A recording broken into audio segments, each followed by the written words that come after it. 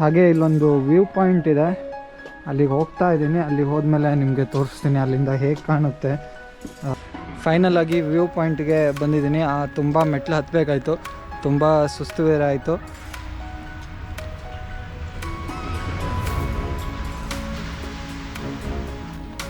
ಈ ಹಳ್ಳಿ ಬಂದು ತುಂಬ ಚಿಕ್ಕದು, ನೀವು ಕಾಲಲ್ಲೇ ನಡ್ಕೊಂಡು ಹೋಗ್ಬೋದು. ಇಲ್ಲಿ ಅಂದರೆ ಏನೂ ಸಿಗಲ್ಲ, ಟ್ಯಾಕ್ಸಿ ಗಿಕ್ಸಿ ಏನೂ ಸಿಗಲ್ಲ.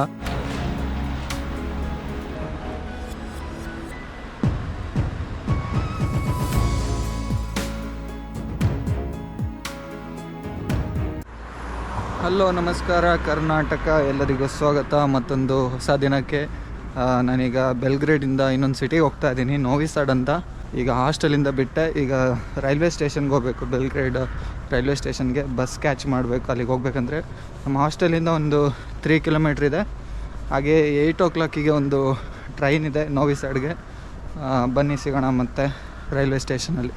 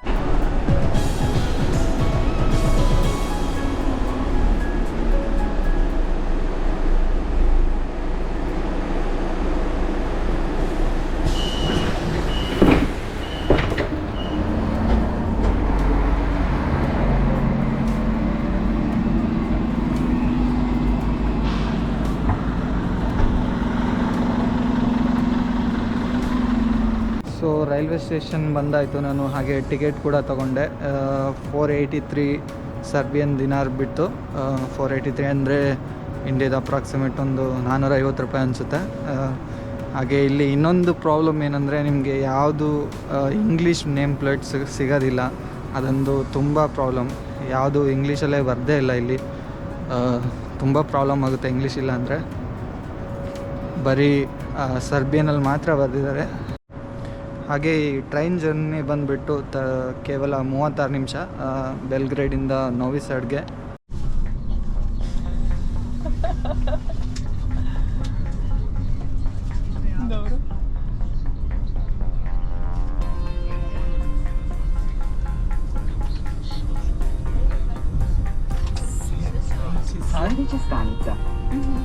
Next station Novi Beograd. ಹಾಗೆ ನಿಮಗೆ ಮೊದಲು ಹೇಳಿದಾಗೆ ನಾನು ನೋವಿ ಸ್ಯಾಡ್ ಅಂತ ಒಂದು ಸಿಟಿಗೆ ಹೋಗ್ತಾ ಇದ್ದೀನಿ. ಅದು ಸಿಟಿ ಬಂದುಬಿಟ್ಟು ಸೇಮ್ ಬೆಲ್ಗ್ರೇಡ್ ಥರನೇ ಇದೆ, ಬಟ್ ಬೆಲ್ಗ್ರೇಡ್ಗಿಂತ ಸ್ವಲ್ಪ ಚಿಕ್ಕದು. ಹಾಗೆ ಅಲ್ಲಿಂದ ನೋವಿ ಸ್ಯಾಡಿಂದ ಅಲ್ಲಿ ಒಂದು ಚಿಕ್ಕ ಹಳ್ಳಿ ಇದೆ, ಒಂದು ತುಂಬ ಸುಂದರವಾಗಿರೋ ಹಳ್ಳಿ ಇದೆ, ಶೆಮ್ಸ್ಕಿ ಕಾರ್ಲೋಕಿ ಅಂತ. ಅಲ್ಲಿಗೆ ಕೂಡ ಹೋಗ್ತಾ ಇದ್ದೀನಿ. ಅಂದರೆ ನೋವಿ ಸ್ಯಾಡಿಂದ ಒಂದು 30 minutes ಜರ್ನಿ. ಹಾಗೆ ಬಸ್ಸಲ್ಲಿ ಒಂದು ಅರೌಂಡು 10 to 15 ಕಿಲೋಮೀಟರ್ ಇದೆ. ಬನ್ನಿ ಸಿಗೋಣ ನೋವಿ ಸ್ಯಾಡಲ್ಲಿ. ಅಲ್ಲಿಗೆ ಹೋಗ್ಬಿಟ್ಟು ನಿಮಗೆ ತೋರಿಸ್ತೀನಿ ಹೇಗಿದೆ ನೋವಿ ಸ್ಯಾಡ್ ಅಂತ.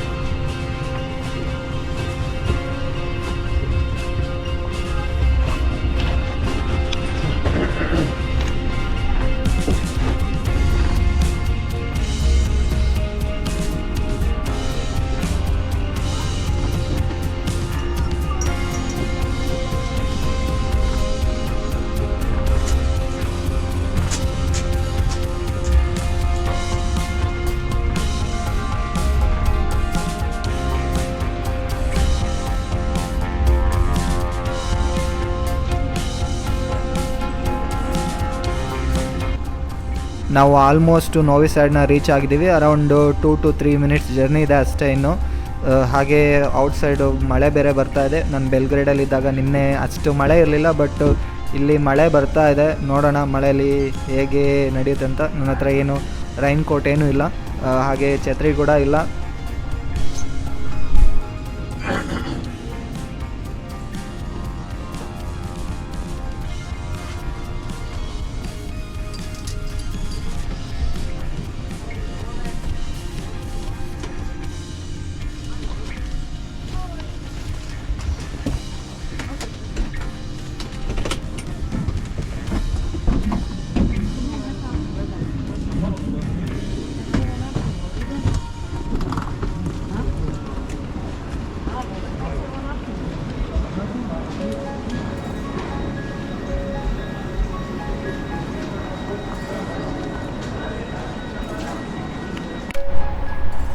ಸೊ ಫೈನಲಿ ನಾವು ನೋವಿ ಸೈಡ್ಗೆ ಬಂದು ತಲುಪಿದ್ದೀವಿ. ಹೊರಗಡೆ ಮಳೆ ಬರ್ತಾ ಇದೆ. ಹಾಗೆ ನೀವು ಇಲ್ಲಿ ನೋಡ್ಬೋದು, ಇದು ರೈಲ್ವೆ ಸ್ಟೇಷನ್. ಹಾಗೆ ಇಲ್ಲೊಂದು ಬಸ್ ಸ್ಟೇಷನ್ ಕೂಡ ಇದೆ. ಅಂದರೆ ನೀವು ಬಸ್ ಬೇಕಾದ್ರೂ ತೊಗೊಬೋದು ಬೆಲ್ಗ್ರೇಡಿಂದ, ಬಟ್ ಸ್ವಲ್ಪ ಕಾಸ್ಟ್ಲಿ ಆಗುತ್ತೆ. ಹಾಗೆ ಟೈಮ್ ಸ್ವಲ್ಪ ಜಾಸ್ತಿ ತೊಗೊಳ್ತಾರೆ ಇಲ್ಲಿಗೆ ಬರೋದಕ್ಕೆ. ಟ್ರೈನಲ್ಲಾದರೆ ಒಂದು 30 to 35 ಮಿನಿಟ್ಸು. ಹಾಗೆ ನೀವು ಬಸ್ಸಲ್ಲಿ ಬಂದರೆ ಅರೌಂಡು 1 hour ಮಿನಿಮಮ್ ಬೇಕಾಗುತ್ತೆ. ಹಾಗೆ ಸ್ವಲ್ಪ ಬಸ್ಸು ಫೇರ್ ಕೂಡ ಸ್ವಲ್ಪ ಕಾಸ್ಟ್ಲಿ. ಈಗ ಇಲ್ಲಿ ಸದ್ಯ ಟೆಂಪ್ರೇಚರ್ ಬಂದುಬಿಟ್ಟು 0 ಡಿಗ್ರಿ ಇದೆ. ನಾನೀಗ ಸಿಟಿ ಸೆಂಟರ್ಗೆ ಹೋಗಬೇಕು, ನೋವಿ ಸ್ಯಾಡ್ ಸಿಟಿ ಸೆಂಟರ್ಗೆ. ಅರೌಂಡ್ ಇಲ್ಲಿಂದ 15 ಮಿನಿಟ್ಸ್ ವಾಕಿಂಗ್ ಅಷ್ಟೇ, ಅಂದರೆ ಅರೌಂಡ್ 1 ಕಿಲೋಮೀಟರ್ ಇದೆ. ಬಸ್ಸಲ್ಲಿ ಬೇಕಾದರೂ ಹೋಗ್ಬೋದು, ಬಟ್ ನಾನು ನಡ್ಕೊಂಡೇ ಹೋಗ್ತೀನಿ, ಯಾಕಂದರೆ ಮಳೆ ಸ್ವಲ್ಪ ಕಡಿಮೆ ಆಗಿದೆ. ಈಗ ಮಳೆ ಬಿಟ್ಟಿದೆ ಆಲ್ಮೋಸ್ಟು.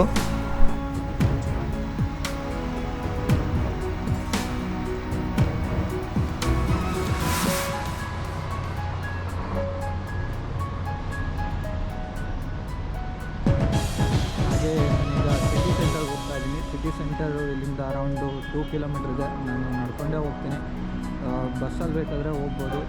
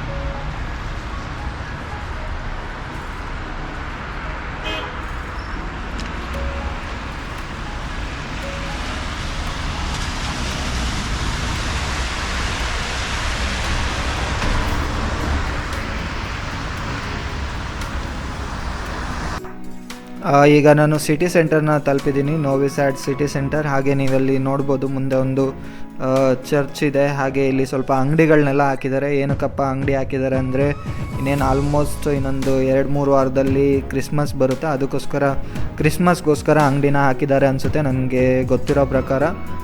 ಹಾಗೆ ಇಲ್ಲಿ ಯಾರು ಜನ ಅಷ್ಟು ಕಾಣಿಸ್ತಾ ಇಲ್ಲ. ಏನಕ್ಕಪ್ಪ ಜನ ಅಷ್ಟು ಕಾಣಿಸ್ತಾ ಇಲ್ಲ ಅಂದರೆ, ಸ್ವಲ್ಪ ವೆದರು ಸರಿ ಇಲ್ಲ, ಮಳೆ ಬರ್ತಾ ಇರೋದ್ರಿಂದ, ಹಾಗೆ ಇವತ್ತು ಸಂಡೇ ಆಗಿರೋದ್ರಿಂದ ಅದಕ್ಕೋಸ್ಕರ ಜನ ಸ್ವಲ್ಪ ಯಾರು ಹೊರಗೆ ಬಂದಿಲ್ಲ ಅನಿಸುತ್ತೆ.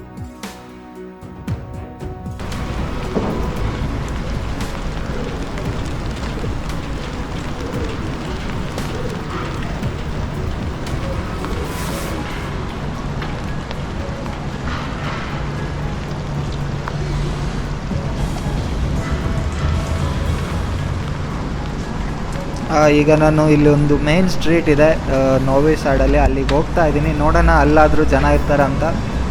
ನನಗೆ ಗೊತ್ತಿಲ್ಲ. ಆಲ್ಮೋಸ್ಟ್ ಇವತ್ತು ವೆದರ್ ಸರಿ ಇಲ್ಲ, ಅದಕ್ಕೋಸ್ಕರ ಮೇ ಬಿ ಇರಲ್ಲ ಅನಿಸುತ್ತೆ ನನ್ನ ಪ್ರಕಾರ. ನೋಡೋಣ ಬನ್ನಿ, ಅಲ್ಲಿ ಹೋಗ್ಬಿಟ್ಟು ನೋಡೋಣ ಜನ ಇರ್ತಾರಾ ಇಲ್ವಾ ಅಂತ.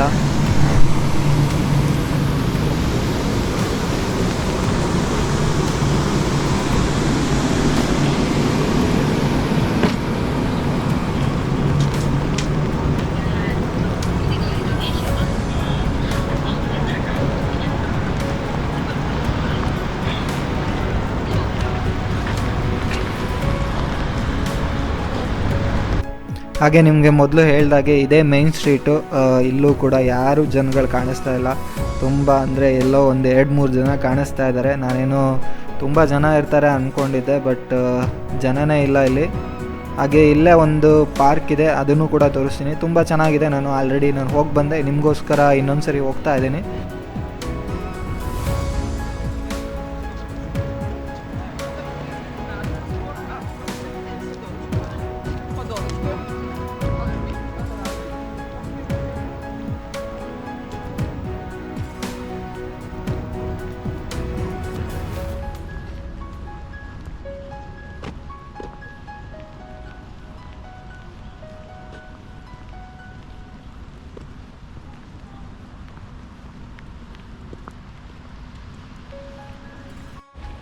ಹಾಗೆ ನೀವು ಯುರೋಪಲ್ಲಿ ಯಾವುದೇ ಕಂಟ್ರಿಗೆ ಹೋದರೂ ನೀವು ಡೆಫಿನೆಟ್ಲಿ ಅಲ್ಲಿನ ಪಾರ್ಕ್ಗಳಿಗೆ ವಿಸಿಟ್ ಮಾಡಲೇಬೇಕು. ಯಾಕಂದರೆ ಪಾರ್ಕ್ಗಳು ಅಷ್ಟು ಚೆನ್ನಾಗಿದೆ ಯುರೋಪಲ್ಲಿ, ನೋಡ್ಬೋದು ನೀವು.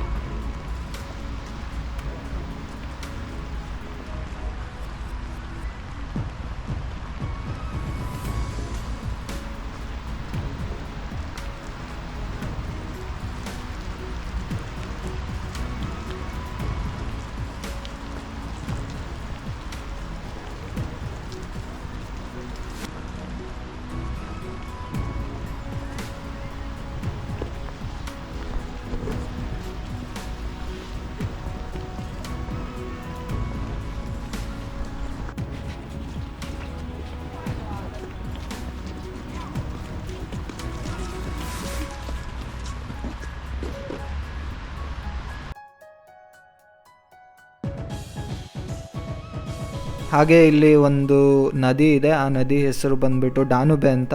ಇಲ್ಲಿಂದ ತುಂಬ ದೂರ ಏನಿಲ್ಲ, ನಾನಿರೋ ಪಾರ್ಕಿಂದ ಒಂದು 200 ಮೀಟರ್ಸ್ ಇದೆ. ಅಲ್ಲಿಗೆ ಹೋಗ್ಬಿಟ್ಟು ನಿಮಗೆ ಸಿಗ್ತೀನಿ. ಹಾಗೆ ನಿಮಗೆ ನದಿ ಬಗ್ಗೆ ಒಂದು ಹಿಸ್ಟ್ರಿ ಇದೆ, ಅದನ್ನು ಕೂಡ ಹೇಳ್ತೀನಿ.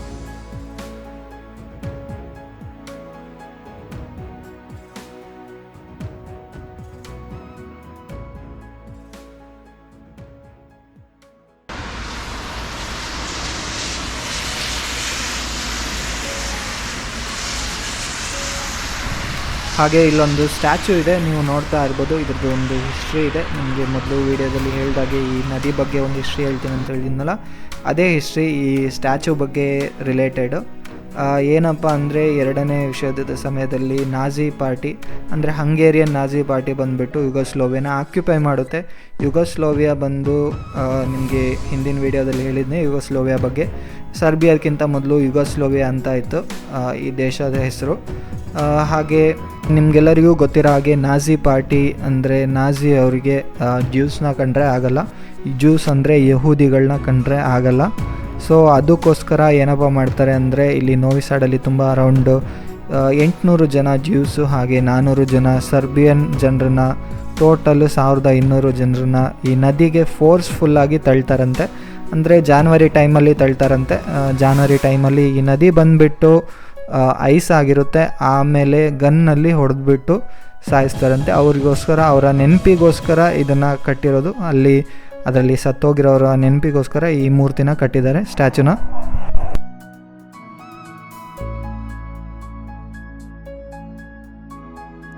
ನಾನೀಗ ಒಂದು ಲೋಕಲ್ ಮಾರ್ಕೆಟ್ಗೆ ಹೋಗ್ತಾ ಇದ್ದೀನಿ. ಆಲ್ಮೋಸ್ಟ್ ನಾನು ಮಾರ್ಕೆಟ್ ಔಟ್ಸೈಡೇ ಇದ್ದೀನಿ, ಇನ್ನೇನು ಒಳಗೆ ಹೋಗಬೇಕು. ಹಾಗೆ ನಿಮಗೆ ಹಿಂದಿನ ವೀಡಿಯೋದಲ್ಲಿ ಯುರೋಪಲ್ಲಿ ಹೇಗಿರುತ್ತೆ ಮಾರ್ಕೆಟ್ ಅನ್ನೋದನ್ನ ನಾನು ತೋರಿಸಿಲ್ಲ ಯಾವತ್ತು, ಅದಕ್ಕೋಸ್ಕರ ತೋರಿಸೋಣ ಅಂತ ಬಂದಿದ್ದೀನಿ ಇವತ್ತು ನಿಮಗೆ.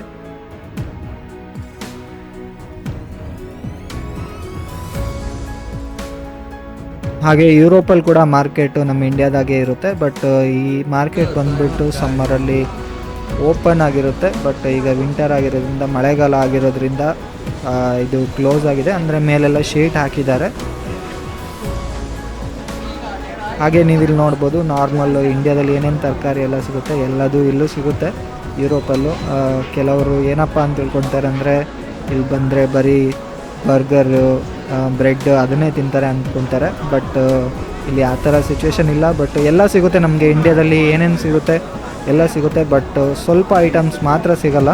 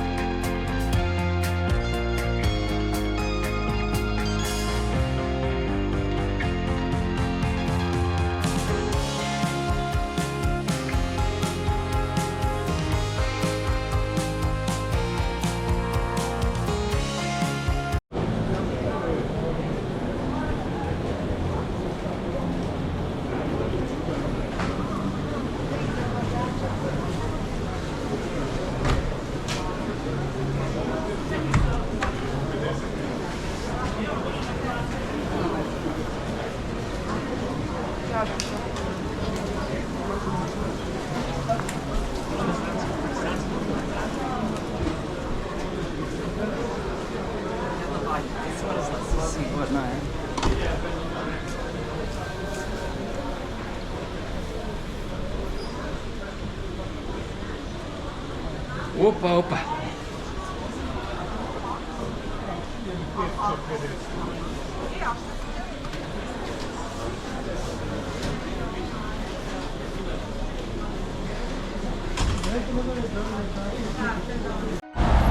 ನಾನು ಈಗ ಸಿಟಿ ಸೆಂಟರಲ್ಲಿದ್ದೀನಿ. ಸಿಟಿ ಸೆಂಟ್ರಲ್ಲಿ ಒಂದು ಬಸ್ ಸ್ಟ್ಯಾಂಡಲ್ಲಿದ್ದೀನಿ. ನಾನು ಇಲ್ಲಿಂದ ಒಂದು ವಿಲೇಜ್ ಇದೆ, ಇಲ್ಲಿಂದ ಒಂದು 10 ಕಿಲೋಮೀಟ್ರು, ಶೆಮ್ಸ್ಕಿ ಕರ್ಲೋಕಿ ಅಂತ, ಅಲ್ಲಿಗೆ ಹೋಗಬೇಕು. ಅಲ್ಲಿಗೆ 61 ಬಸ್ ನಂಬರ್ ಹೋಗುತ್ತೆ, ನೀವು ಇಲ್ಲಿ ನೋಡ್ಬೋದು. ಬಟ್ ಅದೆಲ್ಲ ಸರ್ವೇನಲ್ಲೇ ಇದೆ, 61 ಹೋಗುತ್ತೆ ಅಂತ ಗೊತ್ತಿದೆ. ಈಗ ಜಸ್ಟ್ ಒಂದು ಪಾಸ್ ಆಯಿತು, ಇನ್ನೊಂದು ಬಸ್ಸಿಗೋಸ್ಕರ ವೆಯ್ಟ್ ಮಾಡ್ತಾಯಿದ್ದೀನಿ. ಫೈನಲ್ಲಾಗಿ ಶ್ರೆಮ್ಸ್ಕಿ ಕಾರ್ಲೋಕಿಗೆ ಬಂದಿದ್ದೀನಿ. ಅಲ್ಲಿ ಆ್ಯಕ್ಚುಲಿ ನೋವಿ ಸೈಡಲ್ಲಿ ಏನಾಯಿತು ಅಂದರೆ 1 ಅವರ್ ವೆಯ್ಟ್ ಮಾಡಬೇಕಾಯ್ತು. ಯಾಕಂದರೆ ಬಸ್ ಇರಲಿಲ್ಲ. ಇವತ್ತು ಸಂಡೇ ಆಗಿರೋದ್ರಿಂದ ಬಸ್ಸು ತುಂಬ ಕಡಿಮೆ, ಅಂದರೆ 1 ಅವರಿಗೆ ಒಂದೊಂದು ಬಸ್ ಇರುತ್ತೆ. ನಾರ್ಮಲ್ ಡೇಸಲ್ಲಿ ಹಾಫ್ ಆನ್ ಅವರ್ಗೆ ಒಂದೊಂದು ಬಸ್ ಇರುತ್ತೆ. ಬಟ್ ಈಗ ಇವತ್ತು ಸಂಡೇ ಆಗಿರೋದ್ರಿಂದ ತುಂಬ ಲೇಟ್ ಆಯಿತು. 1 ಅವರ್ ಸರಿ ಸುಮಾರು 1 ಅವರ್ ವೆಯ್ಟ್ ಮಾಡಿದೆ. ಫೈನಲಾಗಿ ಬಂದಿದ್ದೀನಿ.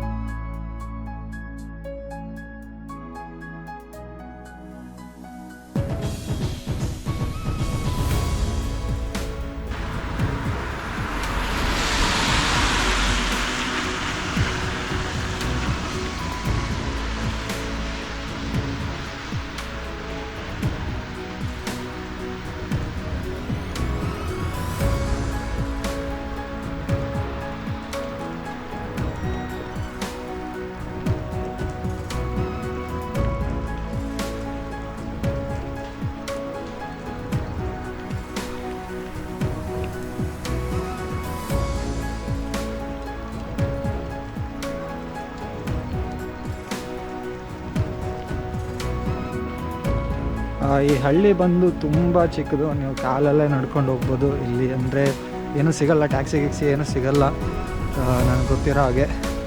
ಬಟ್ ಹಳ್ಳಿ ಮಾತ್ರ ತುಂಬ ಚೆನ್ನಾಗಿದೆ ನೋಡೋಕ್ಕೆ. ನೀವೆಲ್ಲಾದರೂ ಸರ್ಬಿಯಾಗೆ ಬಂದರೆ, ಅದರಲ್ಲೂ ನೋವಿ ಸೈಡ್ಗೆ ಬಂದರೆ ನೀವು ವಿಸಿಟ್ ಮಾಡಲೇಬೇಕು. ಅಂದರೆ ಏನು ಭಯಂಕರ ದೂರ ಇಲ್ಲ, ಜಾಸ್ತಿ ದೂರ ಬರೋಲ್ಲ. ಒಂದು 10 ಕಿಲೋಮೀಟ್ರ್ ಅಂದರೆ ಹಾಫ್ ಆನ್ ಅವರ್ ಜರ್ನಿ. ಹಾಗೆ ಬಸ್ ಟಿಕೆಟ್ ಬಂದುಬಿಟ್ಟು 140 ಸರ್ಬಿಯನ್ ದಿನಾರ್, ಅಂದರೆ ಅಪ್ರಾಕ್ಸಿಮೇಟ್ಲಿ ಇಂಡಿಯನ್ 130 ರೂಪೀಸ್ ಬರುತ್ತೆ ಅಷ್ಟೇ.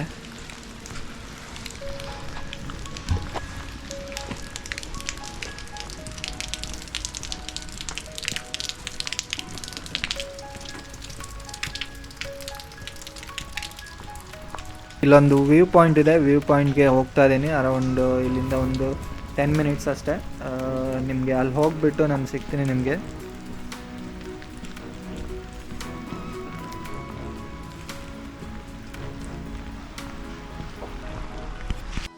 ಹಾಗೆ ಇಲ್ಲೊಂದು ವ್ಯೂ ಪಾಯಿಂಟ್ ಇದೆ, ಅಲ್ಲಿಗೆ ಹೋಗ್ತಾ ಇದ್ದೀನಿ. ಅಲ್ಲಿಗೆ ಹೋದ್ಮೇಲೆ ನಿಮಗೆ ತೋರಿಸ್ತೀನಿ ಅಲ್ಲಿಂದ ಹೇಗೆ ಕಾಣುತ್ತೆ ಈ ಹಳ್ಳಿ ಅಂತ.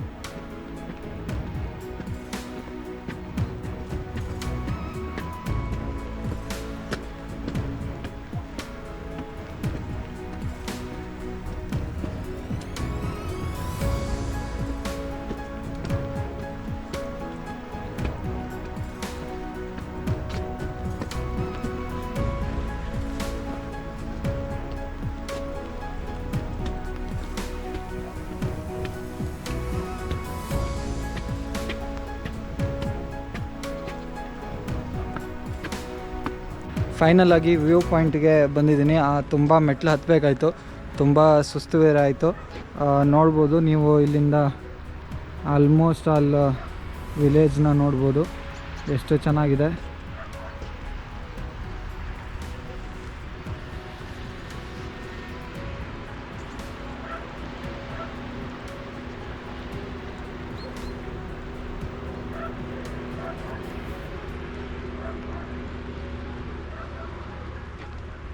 ಹಾಗೆ ಇಲ್ಲಿ ಒಂದು ಸ್ಟ್ಯಾಚು ಕೂಡ ಇದೆ, ಕೂತ್ಕೊಂಡು ವ್ಯೂ ಪಾಯಿಂಟ್ನ ನೋಡ್ತಾ ಇರೋ ಸ್ಟ್ಯಾಚು ನೋಡ್ಬೋದು.